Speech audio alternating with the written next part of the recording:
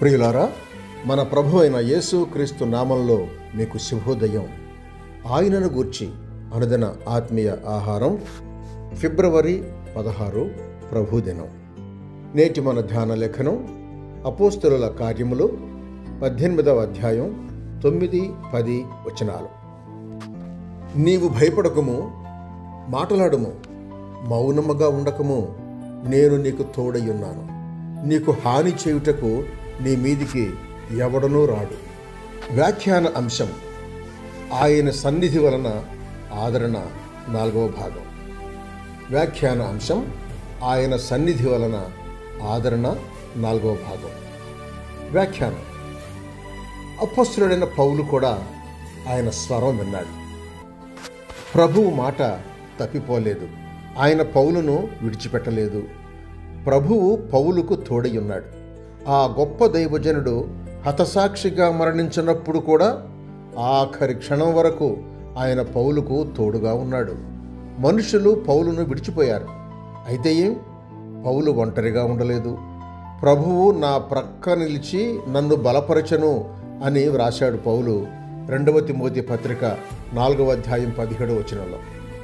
అయ్యో, అసంఖ్యాకులైన ఆయన భక్తులు, నిజ క్రైస్తవులు ఎందరెందరో చిత్రహింసకు గురయ్యారు. అన్నం లేక ఆకలికి అల్లాడి చనిపోయారు.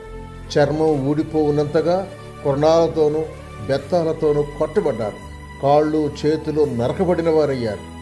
క్రూరమైన మృగాల ముందు వేయబడ్డారు. వారి ఎముకలు ఇరిగిపోయాయి. రోమనులు బహుక్రూరులు. అన్యులైన రోమనుల వలన, పోపుల పాలన క్రిందనున్న రోమనుల వలన బహుగా హింసింపబడ్డారు. అట్లు శ్రమల పాలైన ప్రతి ఒక్కరికి ప్రభువు తోడుగా ఉండి వారికి జయాన్ని అనుగ్రహించాడు.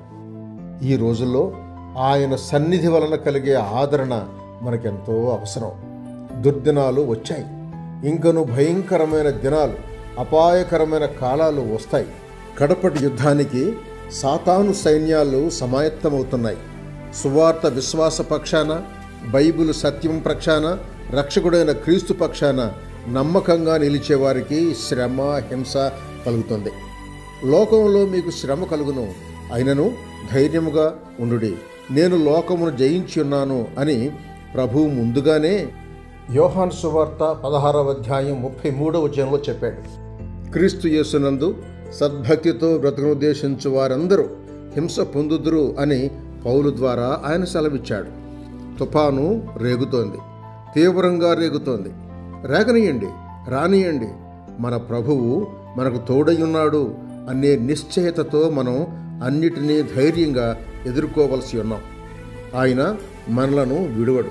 మన ప్రభువు మనకు తోడయ్యున్నాడు కనుక ఏమి జరిగినను జయం మనదే.